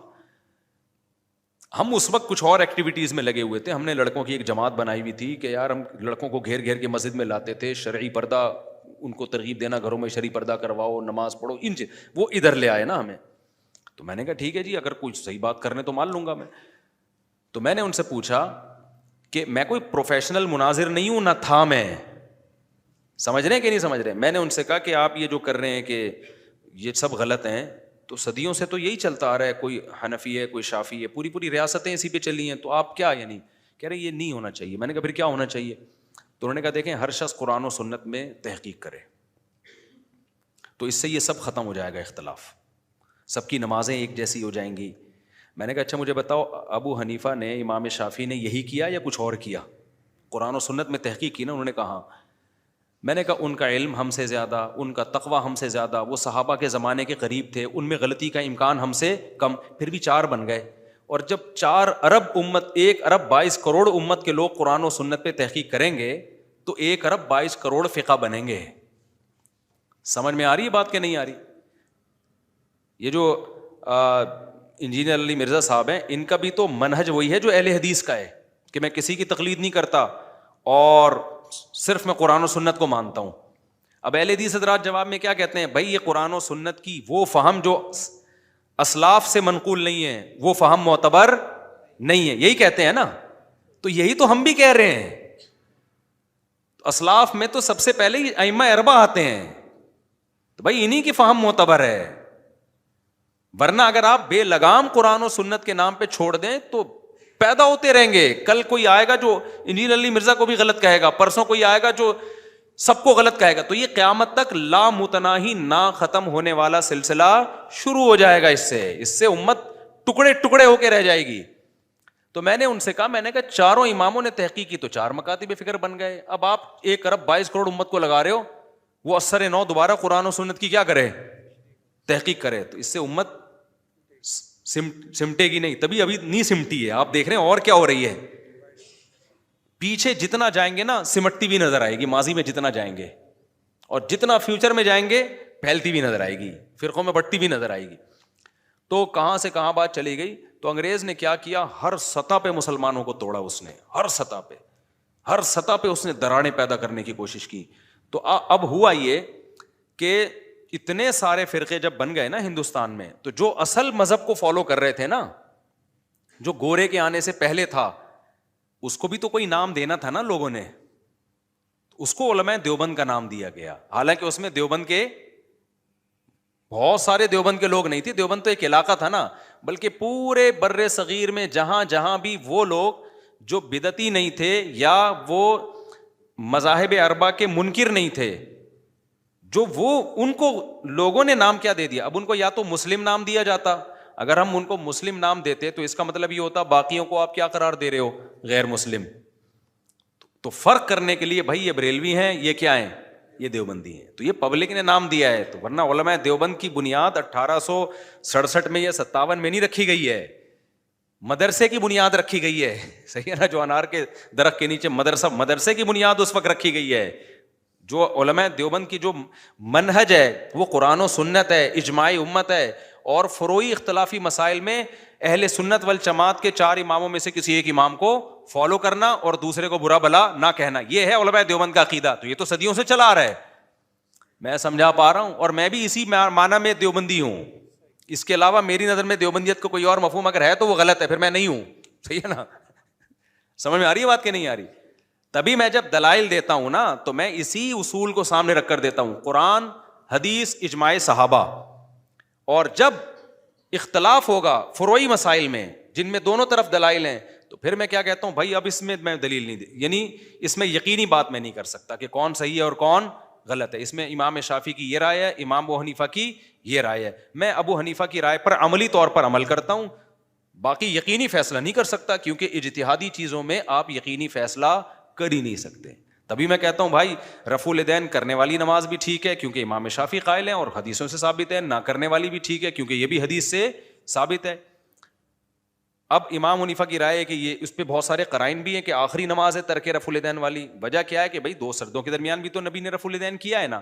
اب اہل حدیث کہتے ہیں وہ چھوڑ دیا تھا, ہم کہتے ہیں چھوڑنے کی حدیث دکھاؤ کہ نبی نے کب کہا ہے کہ میں نے چھوڑ دیا. کہاں ہے نبی نے کہا کہ 2 سردوں کے درمیان میں کرتا تھا, اب نہیں کرو. ملا سکتے ہو آپ؟ بھائی عمل سے پتہ چل رہا ہے کہ اگلی جو نماز آپ کی آ رہی ہے اس میں 2 سجدوں کے درمیان آپ رفع الیدین نہیں کر رہے. ہم کہہ رہے ہیں اسی طرح عبداللہ بن مسعود کی حدیث سے پتہ چل رہا ہے کہ صرف تکبیر تحریمہ کے وقت کر رہے ہیں, باقی نہیں کر رہے. تو جو دلیل آپ 2 سجدوں کے درمیان رفع الیدین کے ترک کرنے کی دیتے ہو, وہی دلیل ہم رکوع والے رفع الیدین کے ترک کرنے کی بھی دیتے ہیں. آپ کی دلیل تو 100% صحیح ہے اور ہماری والی غلط ہے, تو یہ ناانصافی ہے بھائی. تو اب کیا ہے کہ نبی صلی اللہ علیہ وسلم سے دونوں نمازیں ثابت ہیں, لہذا ہم بڑے براڈ مائنڈیڈ ہیں. ہم کہتے ہیں یار دونوں کا اختلاف ہو, امام شافعی کا, امام حنیفہ کا, لہذا دونوں میں سے کسی ایک کو بھی آپ غلط نہیں کہہ سکتے. لیکن پریکٹیکلی ہم نے فالو کس کو کیا ہے, امام ابو حنیفہ کو, اس لیے کہ بر صغیر میں انہی کا فقہ آیا. تو جو فقہ جہاں آئے تو 1.5 اینٹ کی الگ مسجد کیوں بناؤ بھائی آپ وہاں پہ. سمجھ میں آ رہی ہے بات؟ وہاں لوگ اسی کو فالو کرتے ہیں, مدارس اسی کے ہیں, علماء صلحاء اسی کے ہیں. اس کی مثال ایسے ہے, جو ابھی آسٹریلیا میں گیا, وہاں فقہ حنبلی کے بڑے عالم ہیں, وہ مدرسہ میں فقہ حنفی پڑھا رہے ہیں. میں نے کہا آپ تو فقہ حنبلی کو فالو کرتے ہو, کہتے ہیں یہاں سب لوگ حنفی ہیں, تو میں کیوں 1.5 اینٹ کی مسجد قائم کروں یہاں پہ بھائی. جب وہ بھی ٹھیک ہے تو پھر یہی پڑھاؤ ان لوگوں کو. عملی طور پر کہتے ہیں میں اپنی ذات کی حد تک فقہ حنبلی کو فالو کرتا ہوں. تو یہ بڑا خاندانی طریقہ تھا جس سے امت ٹوٹنے سے بچی ہوئی تھی. اس کے علاوہ جتنے پیکج چل رہے ہیں نا مارکیٹ میں, تو وہ میرے بھائی لیبل ہیں خاندانی قسم کے, اندر مسئلے سارے کیا اس میں خراب ہیں, بڑے مسائل کھڑے ہو جائیں گے. تو علماء دیوبند کا نہ کوئی نیا فرقہ ہے, نہ کوئی نئی جماعت ہے, نہ یہ علماء دیوبند کا جو ہے یہ 1800 یا 19ویں صدی میں وجود میں آئے ہیں. یہ وہی ہے جو صدیوں سے چلا آ رہا ہے, ان کے سارے دلائل وہیں سے جا کے ملتے ہیں.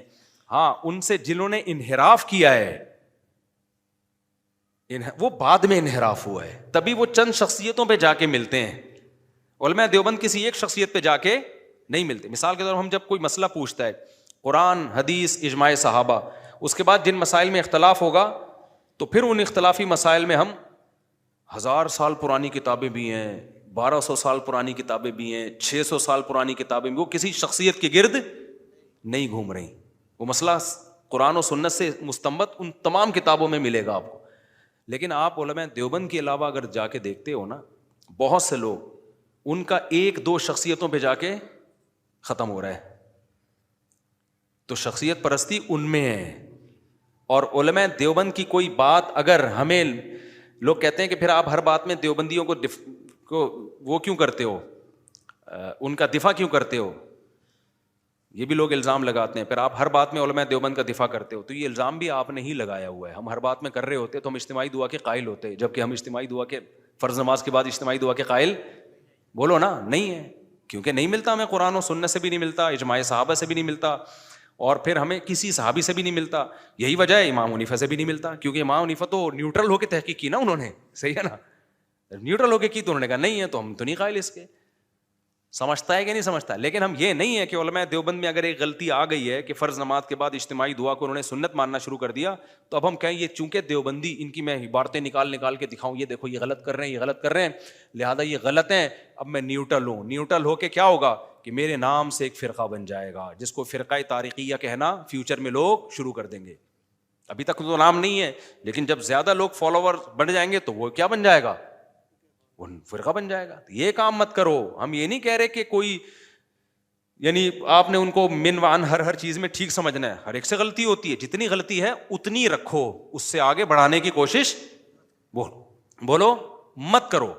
بہشتی زیور میں لکھا ہے 15 شعبان کا روزہ سنت ہے, علماء دیوبند کی نہیں ہے. یہ بہشتی زیور کے مسائل علماء دیوبند کے نہیں ہیں, صدیوں پرانی کتابوں سے لیے گئے ہیں, قرآن سے لیے گئے ہیں, حدیث سے لیے گئے ہیں, اور جن مسائل میں اختلاف تھا تو ان میں امام حنیفہ کی رائے لی گئی ہے, یعنی فقہ حنفی کی رائے لی گئی ہے, یہ ہے اس میں. اب کچھ مسائل ایسے ہیں جس میں ہمیں فقہ حنفی کی رائے بھی نہیں ملتی, اس میں اجتہاد ہوتا ہے. تو اس اجتہاد میں کیا ہوتا ہے, بعد کی کتابوں کے حوالے ہوتے ہیں, تو وہ حوالے میں اگر ثابت ہو جاتا ہے بھائی یہ غلط ہے, تو ہم اس کو کیا کرتے ہیں, نہیں مانتے. بہشتی زیور میں لکھا ہے 15 شعبان کا روزہ سنت ہے. اب کوئی نہ قرآن سے ہے, یہ نہ صحیح حدیث سے ہے, نہ امام حنیفہ سے ہے, تو ہم کہتے ہیں حضرت مولانا تھانوی رحمۃ اللہ علیہ بہت بڑے علامہ تھے, لیکن بھائی ان سے حدیث کی تحقیق میں کیا ہو گئی ہے, غلطی ہو گئی ہے. اور یہ اتنی ہمارے ہاں یہ عرف میں اتنی عام بات ہے کہ اگر یہ حضرت حکیم الامہ زندہ ہوتے نا, میں ان سے جا کے کہتا تو اس پہ بھی ان کو بھی غصہ نہیں آنا تھا. آج ہی مثال میں ایک بتا رہا تھا, ہمارے شیخ حضرت مفتی رشید احمد صاحب رحمہ اللہ کتنے بڑے آدمی تھے. حضرت مفتی تقی صاحب اور حضرت مفتی تقی عثمانی صاحب ان کے شاگرد ہیں. 8 سال ان دونوں بزرگوں نے ہمارے حضرت سے پڑھا ہے. کتنا بڑا مقام ہوگا. میں 5ویں درجے میں تھا, درجہ خامسہ میں. حضرت نے ایک مسئلہ لکھا ہوا تھا, صرف فتویٰ نہیں دیا یا زبانی مسئلہ نہیں بتایا, بلکہ ریٹن فتویٰ اور اپنی کتاب احسن الفتاویٰ کا اس کو حصہ بنا دیا تھا, چھپ گئی تھی وہ. میں نے حضرت کو جا کے بتایا کہ حضرت یہ مسئلہ دلائل کی دنیا میں کمزور معلوم ہوتا ہے, صحیح مسئلہ یہ. میں 5ویں خامسہ کا طالب علم تھا, تو ہم تو اپنے اکابر کا وہ نہیں کرتے کہ کوئی غلط بات بھی ہو تو ہم نے ان کو حمایتی کرنی ہے. ہم نے کہا حضرت یہ تو صحیح نہیں ہے. میں 5ویں کلاس میں تھا, اس مدرسے کی 5ویں کلاس میں, درجہ خامسہ میں. حضرت نے یوں دیکھا اور اپنا کتاب منگوائی اور اس کو دیکھا, فرمایا بالکل فوراً اس کو اگلے ایڈیشن میں چینج کرو. ٹھیک ہے نا, نہیں یہی بات سمجھ میں. حضرت نے یہ نہیں کہا تم تو دیوبندیت سے نکل گئے ہو, جب میں نے ایک بات کہی ہے تو اس کا مطلب بولا میں دیوبند نے یہ بات کہی ہے, بولا میں دیوبند نے یہ بات کہی ہے تو پھر تمہارے لیے اس سے انحراف جائز نہیں ہے. یہ اعتدال علماء دیوبند میں ہم نے دیکھا ہے. باقیوں میں کسی کو غلطی سے رجوع کروا کے تو دکھا دو, تمہارے پسینہ نکل جائے گا. ان کو پیچھے ہٹانا ممکن نہیں ہے, پسینہ نکل جائے گا تمہارا. دعوے یہ ہوں گے ہم نیوٹرل ہیں, ہم بھائی بالکل قرآن سنت. آپ 3 طلاق کے مسئلے میں کروا کے تو دکھاؤ نا آپ. ہم جو اتنے کانفیڈنٹلی چیخ رہے ہیں, ابے بھائی قرآن میں حدیث میں صحابہ سے تین ہی ہیں, اتنے بڑے بڑے آدمی باتیں کر رہا ہے تو کچھ تو جان ہوگی نا اس میں. آؤ ہم سے بیٹھ کے کوئی مشہور آدمی بات کرنا چاہے اس موضوع میں تیار ہوں. نہیں رجوع کریں گے. اور میں نے 3 طلاق کے مسئلے پر جب تحقیق کی تھی اس نیت سے کی تھی کہ اگر کوئی گنجائش ملتی ہے تو لوگوں کو دینی چاہیے. دیوبندیت کی دفاع کے لیے نہیں کی تھی میں نے, نہ حنفیت کے لیے.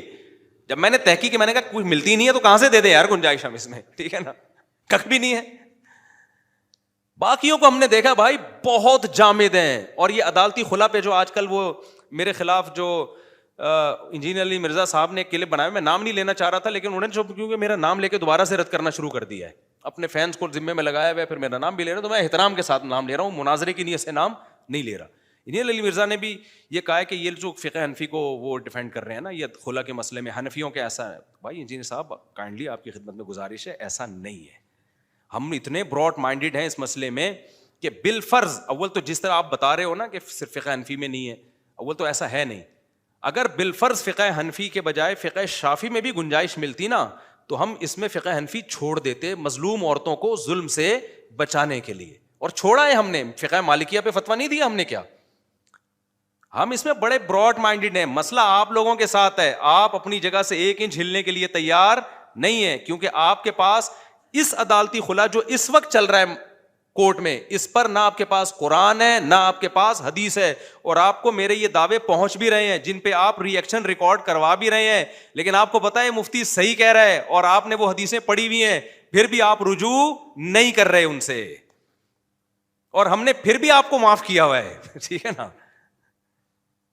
کیونکہ میں تو دودھ 2 اور 2 4 کی طرح دکھا سکتا ہوں. ہے ہی نہیں نا کچھ, کہاں سے ملے گا؟ جو حدیثیں آپ پیش کر رہے ہو ان کا ترجمہ تو کرو آپ. تو بھائی یہ جو کہتے ہیں نا کہ ہم شخصیت پرست نہیں ہیں, بہت بڑے شخصیت پرست ہوتے ہیں وہ. ابھی آپ دیکھو قیصر راجہ صاحب کا اور انجینئر صاحب کا ٹاکرا چل رہا ہے, آپ نیوٹرل ہو کے غور کرو گے نا, قیصر راجہ برحق ہے. اب ان پہ قیصر راجہ پہ الزام لگا دیے کہ یہ مدرسوں میں آ رہے ہیں. مدرسوں میں نہیں, یہ جامعۃ الرشید بھی دورہ ہوا نا قیصر راجہ صاحب کا, تو کہا یہ اصل میں جن مفتیوں کے پاس بیٹھ رہے ہیں مولویوں نے ان کو بیوقوف بنایا. یہ مدرسوں کی یہ خوبی تھی کہ ایک آدمی جو مولوی نہیں ہے دیکھا کہ جب یہ الحاد کے خلاف ایک اچھا کام کر رہا ہے تو مدرسوں نے نہ دیوبندیت دیکھی نہ بریلویت دیکھی, براڈ مائنڈیڈ ہو کے کہا کہ آؤ یار ہو سکتا ہے ہمیں آپ سے کچھ سیکھنے کا موقع ملے. علماء نے یہ کہا, یہ تو علماء اپنے مقام سے بہت نیچے آ گئے. اس سے یہ جو نعرہ لگایا جاتا ہے کہ مدرسے والے تنگ نظر ہوتے ہیں, یہ الزام کیا ہو رہا تھا؟ غلط. تو اس میں تو تعریف کرنی چاہیے تھی جامعۃ الرشید کی. کیا اس بندے کی نہ داڑھی بھی پراپر نہیں ہے اور وہ بالکل ایک طالب علم بھی نہیں, یعنی مدرسے کا طالب علم بھی نہیں ہے, وہ تو بالکل وہ اپنے آپ کو حنفی بھی نہیں کہتے. مجھے نہیں پتا وہ قیصر راجہ فقہ حنفی کو فالو کرتے ہیں, شافی کو کرتے ہیں, یا کیا ہے اہل حدیث ہے, مجھے ابھی تک نہیں پتا اور ہم نے پوچھا بھی نہیں. ہمارے یہ مسائل ہی نہیں ہے نا, ہمارے لیے کوئی ان چیزوں کی اتنی زیادہ ویلیو تھوڑی ہے. ہاں اس کی ہے کہ جو ان چیزوں میں الجھا رہا ہو لوگوں کو, تو قیصر راجہ صاحب ان چیزوں میں نہیں الجھاتے لوگوں کو. تو جب وہ جامعۃ الرشید آئے تو میں تو بڑا خوش ہوا, میں نے کہا یار مجھے پاس ٹائم ہوتا میں آپ کی ورک شاپ میں لازمی بیٹھتا تاکہ مجھے آپ سے سیکھنے کا, اور واقعی میں بیٹھتا, میں مذاق تھوڑی کر رہا تھا, لیکن میرے پاس ٹائم نہیں تھا. ہو سکتا ہے جو باتیں آپ سکھا رہے ہو ہمیں پہلے سے آتی ہوں, لیکن اس کا بھی تو امکان ہے یار کچھ ایسی باتیں بتائیں جو ہمیں نہیں پتا ہوں. 100% دنیا میں کون کامل ہو سکتا ہے؟ آتی ہوں گی تو ریوائز ہو جائیں گی, نہیں آتی ہوں گی ہو سکتا ہے 100% ہمیں نہ آتا ہو جو آپ بتا رہے ہو, کچھ بھی نہ پتا ہو ہمیں اس بارے میں. تو اس میں ہم براڈ مائنڈ, تو اس میں مدرسوں کی تعریف بنتی تھی کہ یار یہ تو ہر طبقے کے لیے ان کے دروازے کیا ہیں, کھلے ہوئے ہیں. لیکن اب وہی تعریف کیونکہ آپ نیگیٹو سوچ سے دیکھ رہے ہو تو وہی الزام بن گئی ہے کہ قیصر راجہ صاحب اصل میں مولویوں کے پاس جا رہے ہیں نا, تو انہوں نے یہ پٹیاں پڑھائی ہوئی ہیں. تو اس لیے بھائی یہ بار بار میں ایک ہی بات کو ریپیٹ کر رہا ہوں, اللہ کرے یہ فرقے کی عذاب سے آپ بچو. تو بچنے کا طریقہ میں نہیں کہہ رہا آپ دیوبندی بناؤ یا اپنے نام کے ساتھ دیوبندیت کا لیبل لگاؤ, قطعاً نہیں. یہ تو میں نے اتنی ڈیٹیل تھی تو بتا دیا کہ ہمارے وہی نظریات ہیں, ورنہ میں اپنے نام کے ساتھ دیوبندی نہیں لگاتا. ہاں یہ ضرور ہے کہ جہاں قرآن و سنت میں اختلاف ہوگا تو اتنا ضرور ہے کہ ہم بالکل بے لگام نہیں ہیں, بلکہ کہتے ہیں چاروں فقہ میں سے ایک کو آپ کیا کر لو, فالو. آپ فقہ شافی کو فالو کر لو اگر حنفی پسند نہیں ہے, آپ فقہ مالکیہ کو فالو کر لو, آپ فقہ حنبلی کو فالو کر لو. چاروں سے نکلنے کی بے لگام مت ہو جاؤ, کیونکہ یہ آگے بے لگام شتر بے لگام اونٹ ہے. ہر آدمی قرآن و سنت کے نام پہ منجن بیچ بیچ کے لوگوں کا بیڑا غرق کر دے گا. سمجھتے ہو کہ نہیں سمجھتے ہو؟ تو انجینئر صاحب سے دوبارہ میں معذرت, میرا مقصد آپ سے اسی اسٹائل میں بحثیں شروع کرنا نہیں ہے جو پہلے کی ہیں. سمجھتے ہو؟ ایسا نہ ہو پھر وہی کلپ بازی شروع ہو جائے. لیکن ایسا ہے نہیں جیسا آپ کائنڈلی آپ کی مکمل رسپیکٹ کے ساتھ, ٹھیک ہے نا, جس طرح آپ بیان کر رہے ہیں نا, میرے بیانات پہ ریئیکٹ کر رہے ہیں, پہلے میرا بیان چل رہا ہے پھر آپ ریئیکٹ کر رہے ہیں, تو وہ ریئیکشن غلط ہے آپ کی, وہ ٹھیک نہیں ہے. آپ کے جو ریفرنسز ہیں بعض دفعہ وہ ٹھیک نہیں ہوتے, بعض دفعہ ریفرنس ٹھیک ہوتا ہے, اس حدیث میں وہ مضمون ہوتا نہیں ہے جو آپ پیش کر رہے ہیں. اور آپ فقہ حنفی پہ بھی غلط الزام لگا رہے ہوتے ہو کہ فقہ حنفی میں, ایک دفعہ انجینئر صاحب نے بول دیا کہ فقہ حنفی میں ہے کہ ویل مچھلی حلال نہیں ہے. کہاں لکھا ہوا ہے فقہ حنفی میں ہے ویل مچھلی حلال؟ جب مچھلی ہے تو کیوں نہیں حلال ہے؟ صحیح ہے نا. ہاں کسی پاگل نے لکھ دیا ہو تو اس کے ہم ذمہ دار تھوڑی ہیں. فقہ حنفی کے معتبر کتابوں میں دکھاؤ, بول دیا ویل مچھلی حلال نہیں, حنفیوں نے خام خام میں پھینک. یعنی ایک آدمی جو ہے نا بولے جا رہا ہے, کوئی پوچھنے والا نہیں ہے. اور نیچے جو فینز ہیں ان تمام کے تانے بانے مل کے نہ سعودیہ کے کسی عالم کو مانتے ہیں, وہ نہ ابو حنیفہ کو مانتے ہیں, نہ امام شافعی کو مانتے ہیں, کسی کو بھی نہیں. وہ کہتے ہیں ون مین شو, کہ ایک بندہ ہے. تو یہ اسلام ہے. یہ مسلم امت گمراہی پہ جمع نہیں ہو سکتی. اسلام کسی ایک بندے پہ ڈیپینڈ بولو ہو ہی نہیں سکتا, یہ ہو نہیں سکتا. یہ اسلام آ کے گھوم پھر کے کسی ایک بندے پہ ڈیپینڈ کرنا شروع کر دے, یہ تو بہت کمزور ہو گیا نا مذہب. اسلام ہزاروں علماء صلحاء گزرے ہیں جو امت کو گائیڈ کرتے رہے ہیں. یہ امت یتیم اور لاوارث نہیں ہے, یہ پچھلی امتوں کی طرح نہیں ہے. لا تجتمع امتی علی ضلالہ, فرمایا میری امت گمراہی پہ جمع نہیں ہوگی. تو لا تزال طائفۃ من امتی ظاہرین علی الحق, کتنی ساری حدیثیں اس بارے میں. تو اس لیے میرے بھائی یہ جو ہے نا نعروں پہ مت جاؤ. ہم سب مسلمان ہیں, اور مسلمان ہونے کے بعد ہم کیا کرتے ہیں, جو صحابہ ما انا علیہ, جنتی فرقہ جو نبی نے بتایا نا, ما انا علیہ و اصحابی, فرمایا میں اور میرے صحابہ. تو ہم نبی کو مانتے ہیں, اور قرآن و سنت کی وہ تشریح جس پہ کون چلتا ہے, صحابہ, ہم اس کو فالو کرتے ہیں. تو اس کے بعد پھر جب اس میں بھی اختلاف پیدا ہو جائے گا تو ہم کہتے ہیں آج کل کے پروفیسر تشریح نہیں کریں گے, کائنڈلی آپ یہ زحمت نہ کریں. جو تشریح پہلے چاروں امام جن کو پوری امت مانتی ہے ان کا فقہ مرتب ہے, باقیوں کا مرتب ہے نہیں. جیسے امام بخاری کی کتاب تو مرتب ہے, باقیوں کی کہاں ہے. اب کوئی بہت بڑا محدث بھی گزرا ہو تو گزرا ہو بھائی, ہم کیا کریں اس کا, ہمیں تو وہی بھائی نہیں ان کے علوم ہمارے پاس. تو انہی کے مرتب ہیں. ہم کہتے ہیں نئے فرقے بنانے سے بہتر ہے ایک کی طرف منسوب ہو جاؤ اور باقیوں کو کیا سمجھو, صحیح سمجھو, بات بڑے آسانی سے حل ہو جائے گی. ہاں علماء جہاں ضرورت محسوس کریں گے وہ خود یہ کر لیتے ہیں, بھائی یہاں فقہ حنفی کے بجائے فتویٰ کس پہ دیا جائے, فقہ شافعی پہ, یہاں فتویٰ کس پہ دیا جائے. وہ علماء خود ضرورت محسوس کر لیتے ہیں. علماء میں ایسا جمود نہیں ہے. سعودی عرب میں حج کے مسائل میں ہم نے خود فقہ حنبلی پہ فتویٰ دیا ہے بہت سے لوگوں کو, بھائی وہاں پر بڑا مشکل ہو رہا ہے آپ کے لیے فقہ حنفی پہ چلنا. تو لیکن یہ عوام نہ کرے, عوام بے لگام ہو جائے گی, اور علماء سے بدگمان نہ ہو. آپ یہ نہ کہ یہ ہمارے منجن, یعنی یہ کیوں جب کہ ہمارے ٹھیکیدار بن گئے. تو ہر چیز میں بھائی اس کے ماہرین ہی کے ہاتھ میں آپ کی لگام ہوتی ہے. صحت کی لگام ڈاکٹروں کے مشورے پر عمل کیا جائے گا. یہ نہیں کہ یہ ڈاکٹر کب سے ٹھیکیدار ہو گئے ہماری صحت کے. تو علماء, علم میں علماء ہی کی بات کو مانا جائے گا, اس کو یہ نہیں کہا جائے گا یہ کب سے ٹھیکیدار ہو گئے. تو اگر آپ نے علماء کو بیچ سے نکال لیا تو اسلام کا بیڑا غرق کر دو گے آپ. پھر سمجھتے ہو گے نہیں سمجھتے ہو؟